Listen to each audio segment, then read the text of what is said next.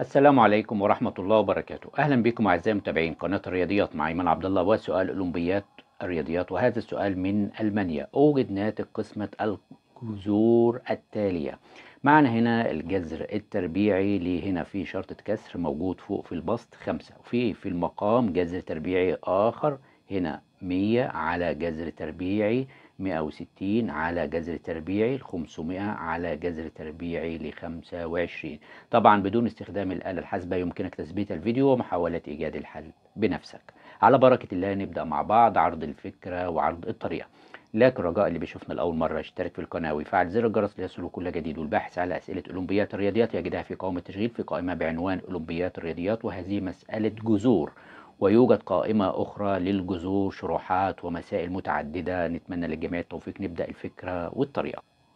في بداية الأمر المسألة كما نرى معانا هنا في جذر التربيعي ده الأساسي موجود معانا، وفي عندك هنا في شرطة كسر موجود فوق بسط، وبعد كده في جذر تربيعي ويكمل مجموعة الجذور. طيب بالنظر إلى هذه المسألة نجد إن إحنا عندنا من أسفل هنا هنبتدي ننظر هنا هتلاقي في جذر كام؟ جذر ال25. جذر التربيعي لل25 طبعا إحنا عارفين الناتج بتاعه بيكون كام؟ بيكون 5. الناتج ده هنا بيكون معايا 5، فبالتالي كل دي مباشرة كده هنبتدي إن إحنا نتعامل معاها كاملة. هنا اللي هي الجذر التربيعي ال500 على ال5، يعني معناها الجزء ده كله اللي هو ده كده هيساوي كام؟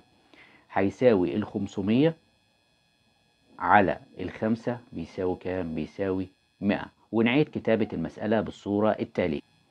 هنا كتبنا المسألة، هنا الجذر التربيعي ال5، وهنا أسفل هنا ال100 كما هي، وهنا أسفلها هنا جذر التربيعي اللي هنا معايا ال160. واتفقنا إن الجزء اللي هو الجذر ال500 هنا على الجذر التربيعي لل25 قلنا ان هي عبارة عن كام؟ 100. يعني هنا الجزء ده اصبح ايه؟ 100. طبعا ونحن نعلم ان جذر ال100 ده هيكون عبارة عن كام؟ هيكون عبارة عن 10. فبالتالي هتكون كتابة المسألة بالصورة التالية.